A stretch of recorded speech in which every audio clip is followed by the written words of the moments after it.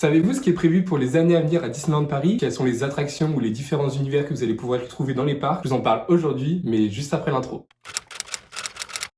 En effet, le 27 février 2018, il y a maintenant 5 ans, Bob Iger, le PDG de la Walt Disney Company, avait annoncé un immense plan d'agrandissement pour le parc Walt Disney Studios. Et aujourd'hui, dans cette vidéo, je vais vous détailler ce plan d'agrandissement, ce qui a déjà été fait, ce qui va peut-être arriver ou ce qui a complètement été abandonné. Mais juste avant, je vous invite à vous abonner à la chaîne pour retrouver de nombreuses vidéos sur les parcs d'attractions, mais plus encore. Alors commençons sans plus tarder par ce qui était prévu en 2018 lors de l'annonce de Bob Iger. Donc lors de son passage en France, le PDG de la Walt Disney Company avait partagé ce concept art des Walt Disney Studios avec les nombreux plans d'agrandissement. Donc il était prévu la refonte de Backlot en Avengers Campus, une avenue menant à un immense lac articulant deux nouveaux lands, celui de la Reine des Neiges mais également de Star Wars, et enfin une toute nouvelle attraction pour le land Toy Story Playland. Chacune des zones devait ouvrir à 2 ans d'intervalle, commençant avec Avengers Campus en 2021, puis la Reine des Neiges en 2023, et enfin Star Wars en 2025, mais comme vous le savez tous, en 2020, il s'est passé ce qui s'est passé, c'est-à-dire la crise du Covid-19, et depuis, il y a eu de nombreux changements concernant ce plan d'agrandissement. La toute première nouveauté faisant partie de ce plan d'extension pour les Walt Disney Studios a été l'attraction Cars Road Trip qui a ouvert en 2021, qui était initialement prévue pour 2020. Donc cette attraction est tout simplement une réthématisation de l'attraction Studio Tram Tour, qui a fermé, qui a été également complètement détruite ou presque. Je dis bien ou presque, puisque dans Cars Road Trip, vous allez pouvoir retrouver la scène emblématique de Studio Tram Tour, qui est celle du canyon.